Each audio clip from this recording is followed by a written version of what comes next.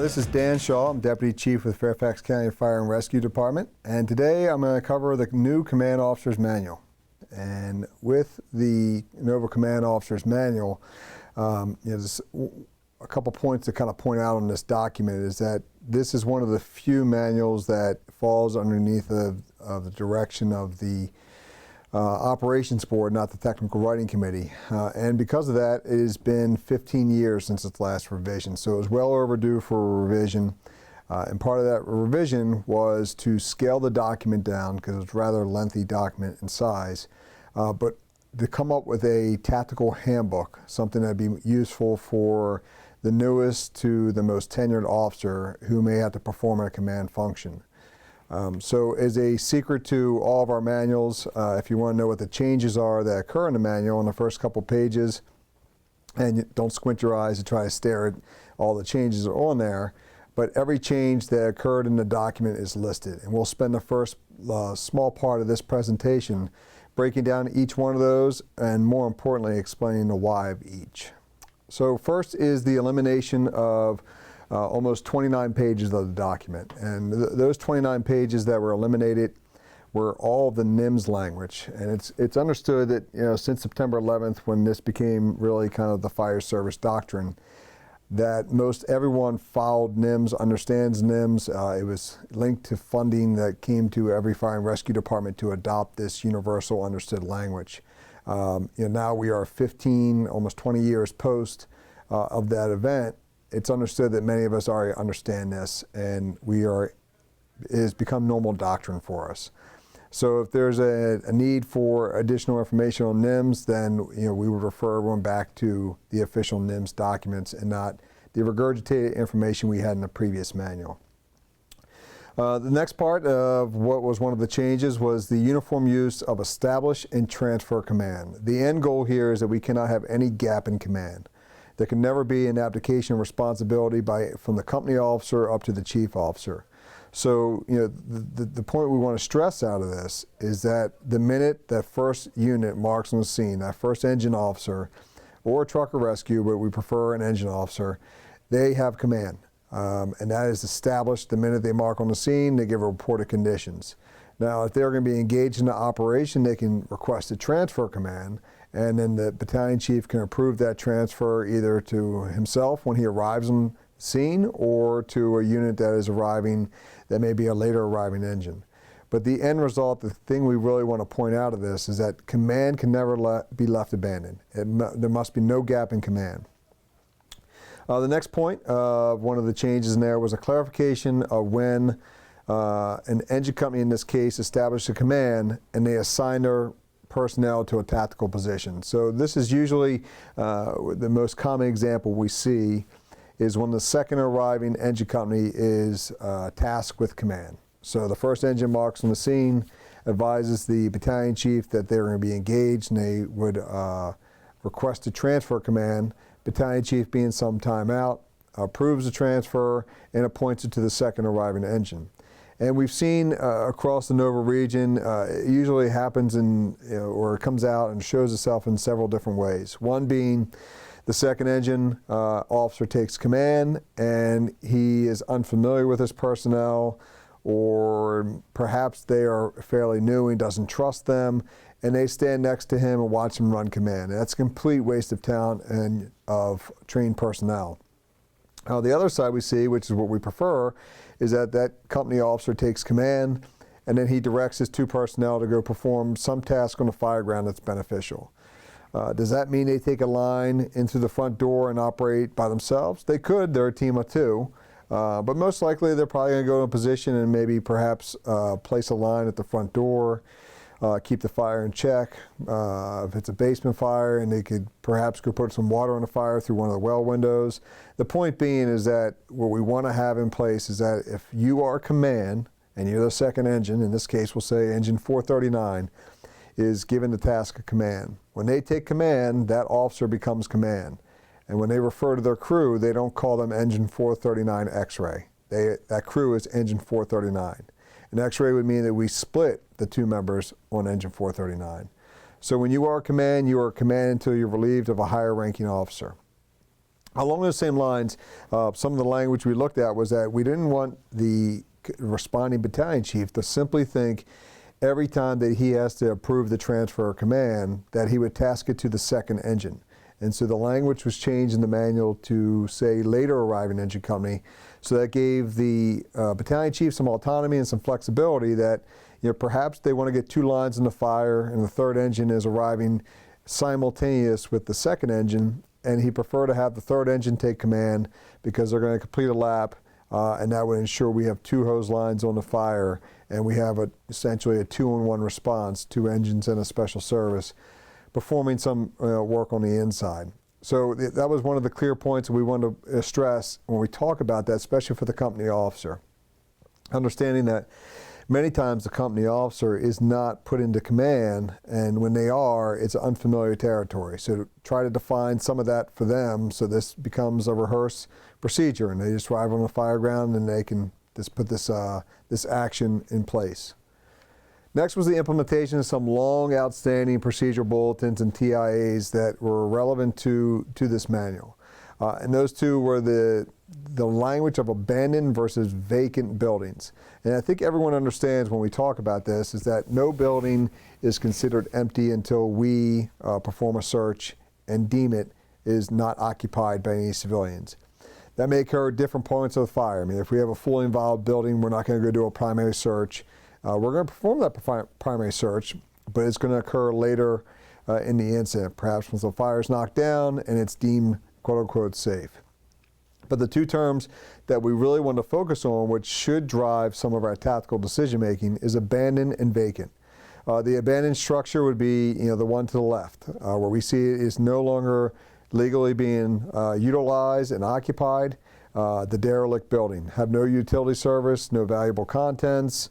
You might see some boarded up windows as demonstrated in this picture, or doors are gone. And so that leads us to lead a little bit more to question the structural stability of the building, especially if it's being attacked by fire. Second was the vacant. The vacant would be a viable structure having no context or activity, but perhaps there's no tenant living there because it is a house that is either it's just been built or it's in the middle of a real estate sale, has no furniture. So while there's no people in it and there's no furnishings of it, it's just vacant at this point. Doesn't mean there's not going to be people in it, but the idea behind this concept was to drive the incident commander and all those units operating IDOH to understand is that there is a difference between these 2 types of buildings when it comes to the language you use and how that building will act when it's on fire. Obviously, the abandoned structure has not been taken care of. It may not have any interior fire stopping, i.e. drywall that would stop any of the fire from attacking the rafters and things of that nature.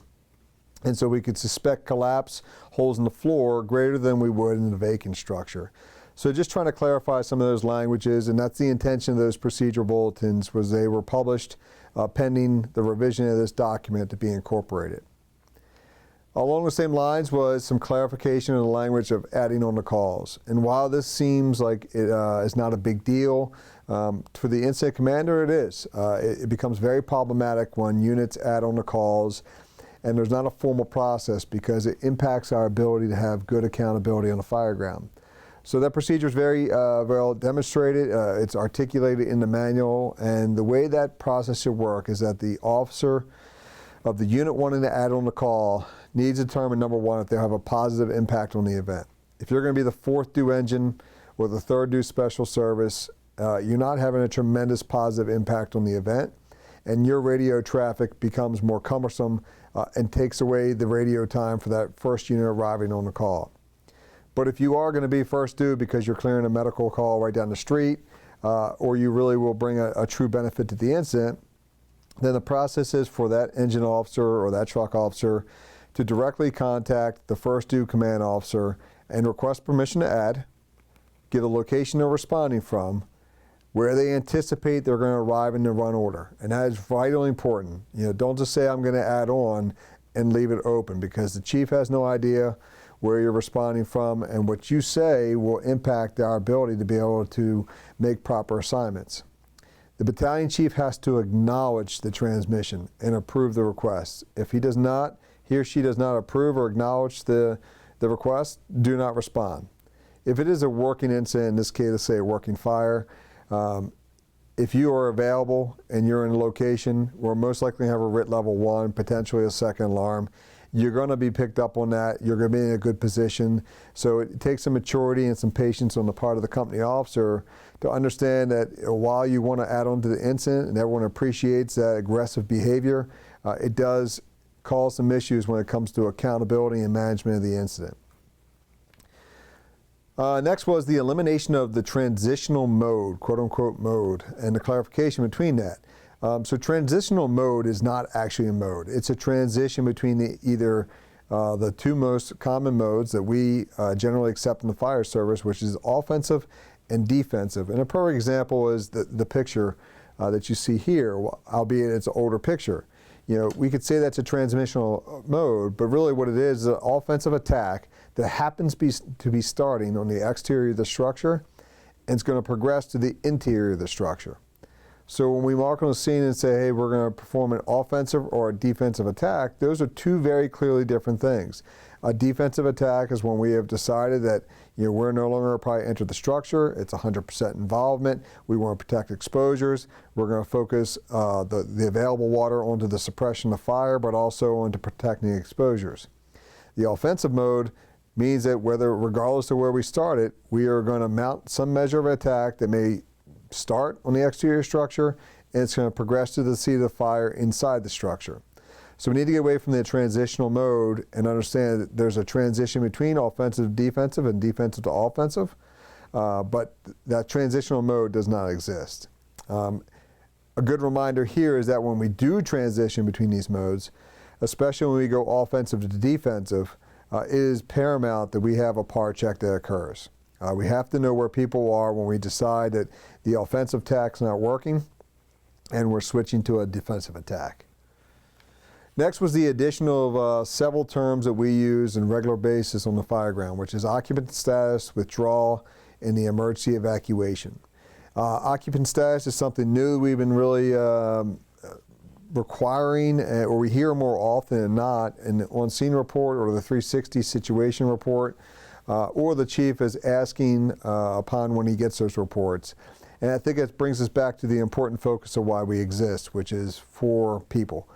So we want to know if there is a potential of anyone who's still inside the structure, or if they're out of the structure, are we sure where they are and we can account for all of them. Next is the withdrawal and the emergency evacuation. So what we did on this was we eliminate some of the unnecessary adjectives. The tactical withdrawal would lead you to believe that there's a non-tactical withdrawal, and that's not the case. There's only a withdrawal and there's the emergency evacuation. So the withdrawal would be the coordinated and specific relocation of units and their equipment from one particular area that is deemed either untenable or where we want to perform some sort of exterior operation and moving them to an area that's deemed safe to continue operations. So as an example, we have a well-advanced fire on the 3rd floor of a garden-style apartment. The decision's made, the interior attack's not working. The incident commander wants to hit it with a tower ladder from the exterior.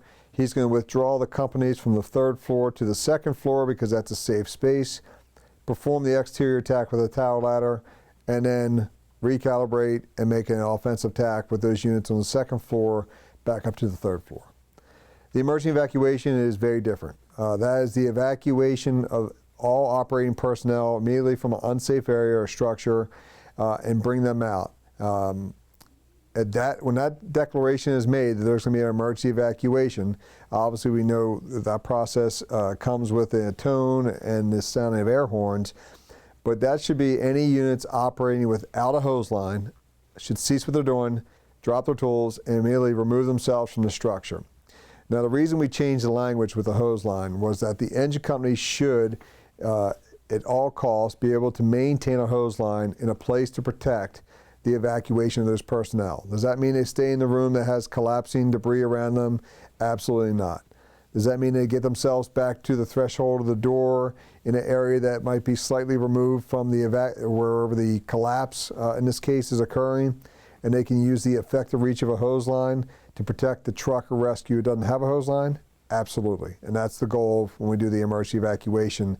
is that the engine company always is mindful of that there are personnel operating inside the structure who do not have the protection of a hose line, and they need to facilitate that so they can get out of the structure.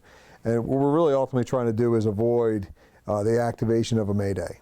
If that hose line leaves, we have a collapse. Not only do we have personnel who are trapped under collapse, they're now being threatened by fire. So we can lessen some of that and make the building safer just by this single action, then we should do that. Next was some clarification on base and staging. Staging, we know, is really intended for apparatus.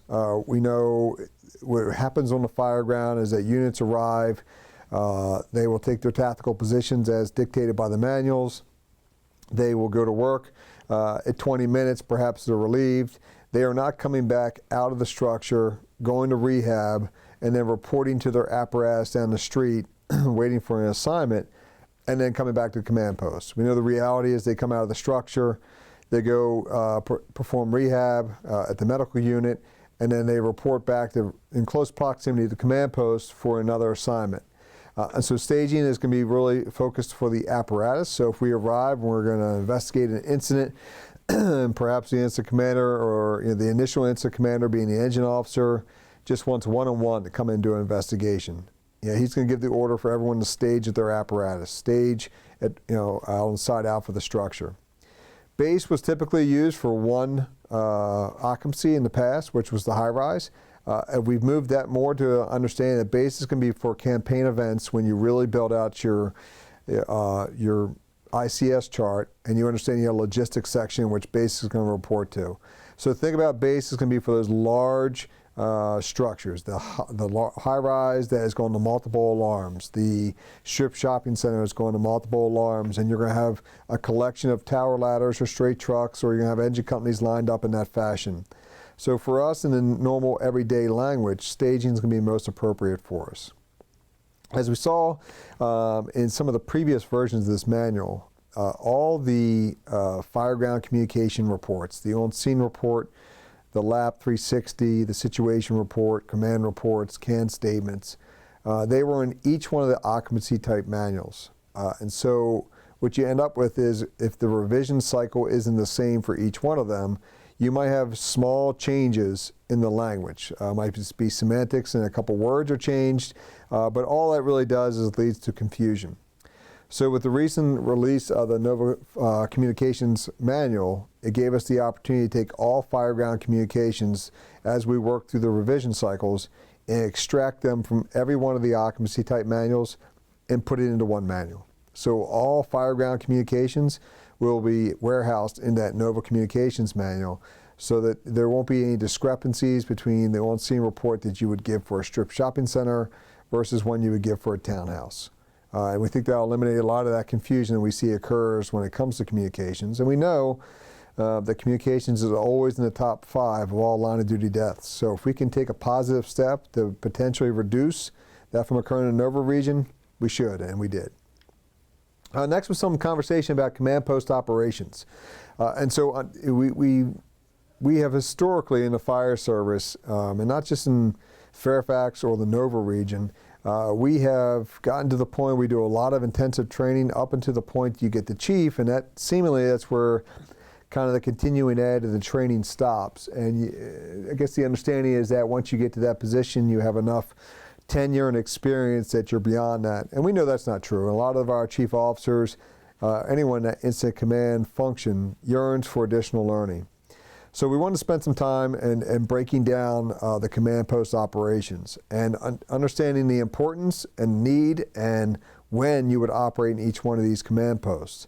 And those 3 command posts being the stationary one where you're in the left front seat of your vehicle, or if you have an aide, obviously you'd be in the passenger seat.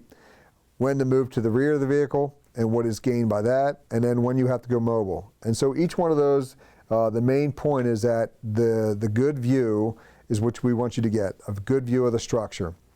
But never ever have the incident commander think that their comfort is more important than those we're putting in harm's way in the IDOH. So having a good position so you can have command and control and provide strategy and tactics and accountability on the fireground is the reason why we want to focus on the importance of command post operations. So understand each one of them, right? So the left front seat gives you that cone of silence. You're inside a climate-controlled vehicle. You have the higher wattage radios, so that for your transmissions alone, at least you're getting higher wattage going from you to the closest radio tower. You're less likely to miss transmissions if you have less distractions, so that really is the best place for us to have a command post, is in that vehicle to be isolated so you can focus solely on those people who are in harm's way. Obviously, as the incident expands, going to the back of the vehicle gives us the opportunity to interact with the aide and build the command team out, use some larger boards, and still capitalize on the higher wattage radios. And then last is the mobile position. And what we don't want to see is that you're so committed to being in the vehicle that you park 2 blocks down or you're 3 buildings away because you're afraid or untrained or unaware what you need to do when you have to go mobile. So we should be building in each one of our battalion vehicles or any vehicle takes command some measure of a mobile packet you take with them, a go bag per se, that has your command board, has your ability, all the things you would need to be able to assume command in front of the structure. And we've seen some ingenious things, flipping trash cans over and using those as some measure of a podium to put your command boards on, using a vehicle in the front yard, whatever the case may be, where you can always maintain good sight lines on the incident to make sure that we're not forgetting about the fact you're in that position is to take care of those people you're putting in the harm's way. So the next part we really dove into was some expanded information on that transfer of command to the higher ranking chief officer. Understanding not every jurisdiction has an operations deputy, but we're seeing more and more of that. But there is the possibility that you might have an assistant chief, a staff chief, the fire chief, even show up on a fire ground. And if there's a need to transfer to that higher ranking chief officer, we have not really dictated what should be those benchmarks for when we should consider that. So we wanted to offer some benchmarks and explain some of the why behind why we want to do that. So in this case, the first one is the chief officer, the higher ranking chief officer gets there. And typically and I can speak for Fairfax, it's 20 minutes by the time that I would arrive with my aide to an incident, and the incident's still escalating. And the initial IC, who has institutional knowledge, but he really is needed to be in that tactical position. We need him as a tactical commander. Case in point is maybe you have a high-rise fire and you don't have enough chief officers. It's appropriate for you to take command because it's still escalating. But you need that chief perhaps on the fire floor to be the 18th Division because you got the other chief in the 19th Division. So, again, these are situational dependent, and we want to give examples so that when a chief does arrive, what you don't want is you don't want a chief officer standing out your window like a stalker offering nothing to the incident. You want them to be engaged and bring some quality to the incident to help you to mitigate it. Second is a higher ranking officer deems it's necessary due to the incident, and this is where we see more and more of our interaction when we talk about unified command. You have a high profile incident, perhaps one of our government facilities, or we're engaging with a unified command, overturned tanker on 495, where you're going to be dealing with environmental agencies, you're going to be dealing with police, Virginia State Police, local police, other fire departments, other cleanup companies, things of that nature. Perhaps it's more appropriate for you to take command as a higher ranking officer to allow that initial chief to serve as more of a tactical commander or operations. Another example is when we see the EIC does not have a strong command presence. We know what that looks like. We know what it sounds like. It's where it's just clear there is no plan. It is clear that the chief is being run over and units are doing what they want. And while we always want to have some measure of marked aggressiveness of our personnel to go do the job, it has to be organized in a fashion because we're going into an ideal age. Second, in this example, is where we see improper strategy and tactics are being employed by the initial IC and he's not correcting them. If he or she is not recognizing the fact that they have opposing hose lines, or that they have a fire in the basement and they're being told over and over again there's a fire in the basement, and we're committing resources to the floor above it with no line on the fire. These are all improper strategy and tactics that are being employed, but they're not being corrected. And so that'd be an appropriate situation where the initial incident commander, perhaps it's time for them to be relieved of command. Next is where we see the incidents being poorly managed upon their arrival. They're not sure really what the plan is. There's not clear strategy and tactics. There's not strong accountability. Every aspect of the incident that's outlined in our operations manuals isn't being followed, and there needs to be a reset. And that reset is that higher ranking chief taking command and trying to bring some structure to the incident so we can get it back on track. Last is that accountability. If we think about the scope of incident command, it comes down to providing strategy and tactics based upon what you see and what you hear and make sure they match. Secondly is making sure you have accountability. And that accountability means you know where everyone is operating within the structure, but you also have the resources outside to go get them if they get in trouble. So if we see any of these things that are occurring as you arrive on the incident, that's when it's appropriate for the higher ranking chief to take command. But if you are going to do that, you got to make sure that there is some measure of rehearsing what your process sounds like. If you walk up cold and you don't exude some measure of confidence when you relieve someone of command, you're not bringing any command presence to the incident, you're not bringing calm to the incident, and it doesn't sound like you're confident in why you're taking command. So we think about a couple of those, the scenarios we talked about before. If you're going to immediately relieve a chief due to the failure of any part of that command aspect, it's clear for you to have a plan in place for where you're going to put that initial IC. Are you going to keep them there with you? Are you going to put them in a tactical position? Are you just going to relieve them of command and not assign them to anything, which I would not say was a good use of a chief officer. But you got to have a plan in place for what you're going to do with them. You got to have a plan in place for what actions you're going to take right off the bat to rectify the situation. Why is this incident coming off the rails? Is there no accountability? Is there no clear strategy? Are we offensive or defensive? Do we not know where the status of the search is despite us having a person who's trapped? These are all the things that feed into it that you have to rehearse and think about what are you going to do when you take command from that subordinate chief. And if you're relieving someone because it's appropriate because the incident's escalating, this is good where you can notify, you have some time. The chief is doing fine, the initial chief is doing fine, but it is appropriate for you because you are in this case, let's say the operations deputy, that for you to take command. So you notify the initial IC, keep running the incident. I'm going to start working up the back of the vehicle or the command unit, whatever you have, and we're going to start building this out. And what I'm going to give you the heads up is that when we transition, I'm going to have you come to the back of the vehicle or keep you up front. I'm going to take over as the incident commander, and that's a smooth transition. It's only going to happen if you rehearse this process and you have the pattern down. This kind of leads to the next part, a new thing we rolled into the manual, which is the deputy incident commander role. And what we're looking to build more and more in the Nova region is a command teams concept.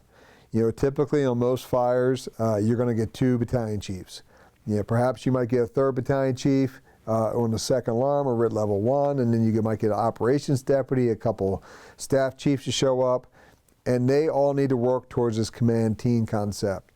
The initial reason we introduced this deputy incident commander role, though, was first to eliminate this all or nothing mentality, which was, hey, I'm a higher ranking chief, I arrive on the fire ground, either I take it all or I do nothing. And I go back to being an observer, and that doesn't bring anything to the incident. So we wanted to give some flexibility to that higher ranking chief when they arrive. And so in this function, when we decide we're going to use a deputy incident commander, this is where you're going to take their institutional knowledge and keep them with you, but it also allows for you, in this case, again, using an example, as the deputy, is that you can have some expansion of the incident. You can contract it when it's stable. So if we go back to, let's say, a working fire in a strip shopping center, you get there 20 minutes, the fire's still escalating, it's appropriate for you to take command. The initial incident commander is doing fine. He's managing the incident. He's providing strategy and tactics that are sound. He has good accountability. And then you arrive, and like I said, in your organization, it's appropriate because it's still escalating. We're up to a 3rd alarm. It's appropriate for you to take command. Now, in this case, there's no place that you want to assign the initial IC because they have strong institutional knowledge. They're doing well in managing the incident. And now you can build a command team with you as the incident commander, that initial IC as your deputy incident commander, and now you have 2 chief officers who can stand in the back of the vehicle and can have some dialogue between the 2 of them and jointly run this incident as a command team. And so when the incident then becomes stabilized, and you as an ops deputy needs to go back in service because you're running the whole county, you can now contract back the incident, you remove yourself from the incident, the deputy IC becomes the IC. So it gives us some flow to command that we typically didn't have in the past. We talked briefly about the command team concept. And this is a new concept for us and something we need to expand upon and take some additional training. But we don't want anyone who is the incident commander always feel like they're on this island of autonomy where they make singular decisions and they're operating them by themselves. If we have another chief officer on the incident, they can always come and run the incident with them. So if you think about how we evolve our incidents right now, the initial aid that gets in the vehicle, for us in Fairfax, it is typically EMS supervisor. They're performing that restat function. They're maintaining your resources. They're making sure you have adequate resources coming to the incident. They're helping you out with accountability. They're being your right-hand man or a person for making sure that you're not missing anything when it comes to accountability. The second chief arrives, and typically what happens is either you give them the side Charlie or you send them to a tactical position, or like I said before, they just stand outside your window like a stalker, waiting for you to put them in service. And we want to break that mentality and get them to the point that second chief arrives. If you instantly don't give them a tactical position, then they should start working with who they arrive with, which typically be another EMS supervisor or another staff chief, and go to the back of the vehicle and start building out the ICS, matching what your command board looks like. So now we have the ability to have some dialogue and work together to run this incident. And as additional aides get there, they can start addressing any of those gaps we have. And then that's when we can build out, especially when the higher ranking chief arrives. Perhaps he takes, the three or the two chiefs already operating, and he builds out a command team with a deputy and 2 battalions to truly run this incident and make sure that it's not singular thoughts that are coming to what is the best strategy, but there's a groupthink that's coming up with the best ideas to make sure we have the sound strategy and tactics. Next was a clarification on passports and passport drop-off. Complete unnecessary language in this day and age that we're honing on promotional exams, and then it shows up on the fireground. You're talking about, when I take command, that's going to be the passport drop-off. It is understood after years and years of us doing this in the Nova region, command post is where the passport drop-off is always going to occur. If it is by exception and you're going to do a remote entry, then you can announce that. But we need to eliminate unnecessary language that's great in a promotional exam, but not necessary on a fireground. So, we want to endorse the use of passports, but if you're arriving as the last unit on the first alarm, no one's coming to the command post to drop off their passport to you because they're engaged inside of IDOH. So why are we using that language? So we're going to get away from that. Secondly, what we did was we took all the worksheets and boards that you saw in the previous version of the manual that were in the rear of the document, and we moved those all to a shared accessible folder on the Enverse SharePoint site.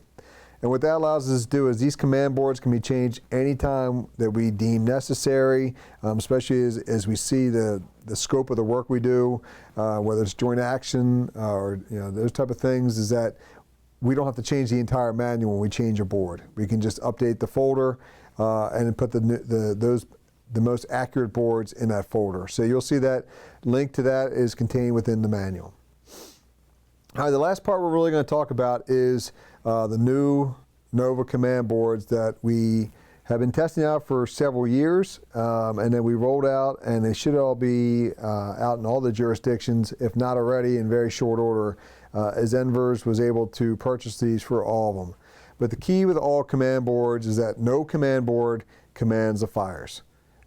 You do as the incident commander, and we can never lose that focus is dependent upon you as the incident commander, not some board that's sitting in your lap.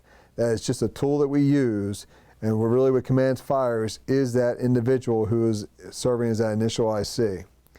So our current boards we have are extremely busy, and so they were difficult to manage for expanding incidents depending upon building types, but there was just so many blocks in this thing for you to fill out that was incredibly distracting, and a board shouldn't be distracting. So when we looked at this, we looked at, from the company officer who was coming down the road and thinking tactics, tactics, tactics, and then the chief calls him and tells him, I need you to switch to strategy. And now they got to pull out a board they're unfamiliar with, has all these different multicolored panels on it. It's very distracting, and it takes away their focus from commanding the fire. So the new command board is much more scaled down. And we'll work through what the why behind when we did these boards and what each one of these panels represents. But the key is for us to have strategy and tactics and accountability. That's what we want on this board, is to be able to track and use this as triggers for making sure our strategy and tactics are sound, and we're always maintaining that level of accountability. So if we look at this board, the left and right hand sides, the left hand side represents all that first, second alarm, tanker task force, all the restat, right? Your resource status of all the units that you have on the fire ground or have requested, and then where they're traveling through the fire ground. And what I mean by that is, if you look to the left hand side, you'll see some multi-colored columns, and they represent the 10-minute, 20-minute timer, so you can trend and track and make sure how long personnel are operating at IDLH. And then as they move into these other functions between rehab with the medical unit, or if they're assigned to the RIT, you can start tracking those resources. Additionally, across the top, we put on the situation status, right? The primary tactics that we see that lead to success, or all these things are across the top. So when you are in that position, and it's a highly stressful position, we know what happens to our body during stress, right? We start to have that narrowing auditory exclusion, and we start to lose focus. And if we could have these small triggers, these checklists, to be able to bring us back and make sure we're knocking off all the primary tactics that have to get accomplished, then we should. And so if you go from left to right, it breaks down all these primary things that we want to see done on the fire ground. Whether that's the water supply, the secondary water supply, the assignment of RIT, where our first hose line goes, or second hose line, the primary search, the secondary search, it's all outlined on there. So you can use that as something just to bring some calm back to this first time you're running command in a very long time. Or for the tenured chief, just working through my incident. What am I missing? Routinely that's what happens in the command vehicle is, the aide gets in, the chief is commanding the fire, he's doing well, he or she's doing well, and they look to the right and ask the aide, like, all right, what am I missing? Here we have just a very simple checklist to go across the top to say, hey, we don't have a secondary water, or we haven't got a third line on the fire, we don't have any, we have not denoted over the radio, we have portable ladders thrown. So again, just a checklist to maintain or help maintain the focus on the important things on the fire ground. Next, we have the center section. And when we look at the center section, it looks vastly different than the previous board in that it's wide open. It gives us the ability to draw whatever the structure looks like. And where this came from is, we'll use the example from the townhouse manual. This is in Fairfax down on Richmond Highway. How would you ever be able to put this structure and how cut up it is inside the defined boxes of the previous command board? Whereas with the board we have now, it allows you that free form to draw whatever you want inside there, so you can make sure that the structure you draw represents the structure you see in front of you, and you can track your resources. So along those same lines, we have a couple examples to share with you to kind of build this out with a command board. There is no define, you must do it this way. It is dependent upon the incident commander and what they see and what they face when they get there, to make sure that they can maintain strategy and tactics that are appropriate, and they're providing a measure of accountability. So if we look at something like a single-family dwelling, in this example we got a three-story single-family dwelling with a basement walkout on side Charlie. And as you can see, we have all the units listed on the left-hand side. We got some of the primary tactics across the top accomplished, and they're checked off.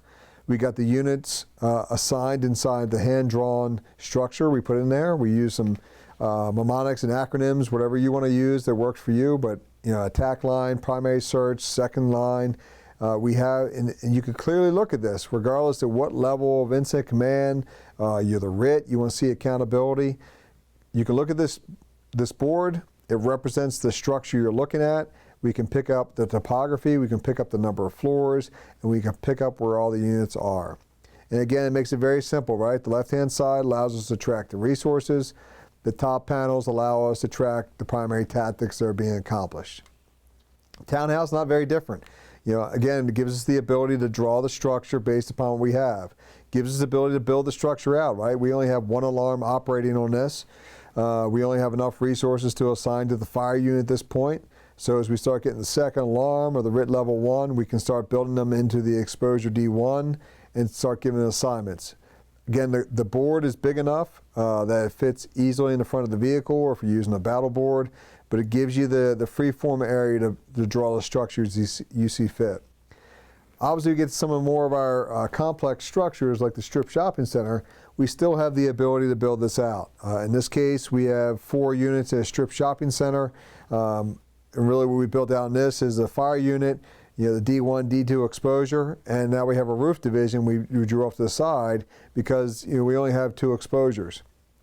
And whatever command ICS function you use, Chief Duke came up with a system some people like to use. If you have your own system, it is dependent upon you, and I don't think anyone's going to browbeat someone because you don't use a particular system.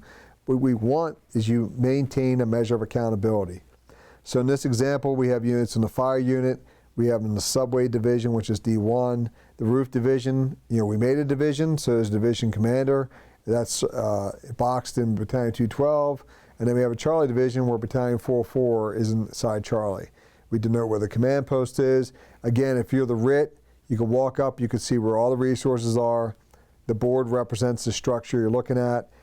The left-hand side gives us our sit stat. The top panels give us our, restat on the left-hand side. The top panels give us our sit stat, see what we're missing. Very quickly you can see that, did we take care of the FDC? Yes, we got that taken care of. Did we have ventilation taken care of? No, we have not got to that point. So it gives you a really brief synopsis of the incident, but also keeps you on tabs to make sure you can run it.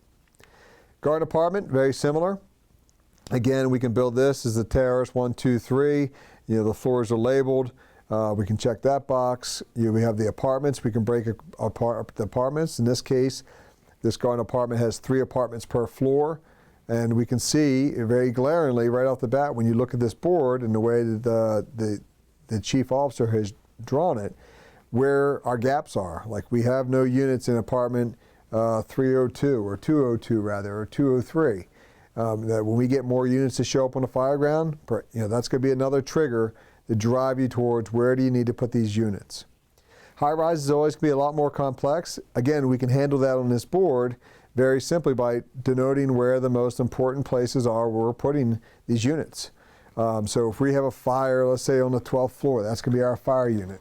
So we're going to go to the floor below, the floor above, a couple floors up, and it's a 17-story high rise. So we can see we got all of our medical unit covered, we got the lobby control covered, we got the floor below, the fire floor above, and taking care of smoke. But then we see to the right, we can build out some groups and divisions too, right? So we have the stairwell support, we have the vent group, and again, the board gives us the ability to be able to build out and draw the incident that's reflective of the structure in which we're fighting fire. And to the left, we can track all of our resources, and then to the top, we're hitting all the primary strategy and tactics when we get done. Now clearly that was just a few examples of the most common building types we run that match the occupancy type manuals we have. As I mentioned before, there is no defined measure of how you track these resources. It's really dependent upon the incident commander and their personality. But the most important thing is that we have a tool in your hands that allows you to provide the strategy and tactics that match what you see and what you hear. And then it also gives you the ability to provide a measure of accountability that you know where every unit is, and then you also have the ability to track resources that are coming so that you can get any of those people who get in trouble. So pretty short, succinct presentation on the new Command Officer's Manual. I endorse everyone to go back and read through this manual. It is really, as I said in the very beginning, it was built out to be a tactical handbook from anyone from the company officer up to the most tenured chief. If you have any questions, please feel free to reach out to me, Deputy Chief Dan Shaw of Fairfax County, and I thank you for your time.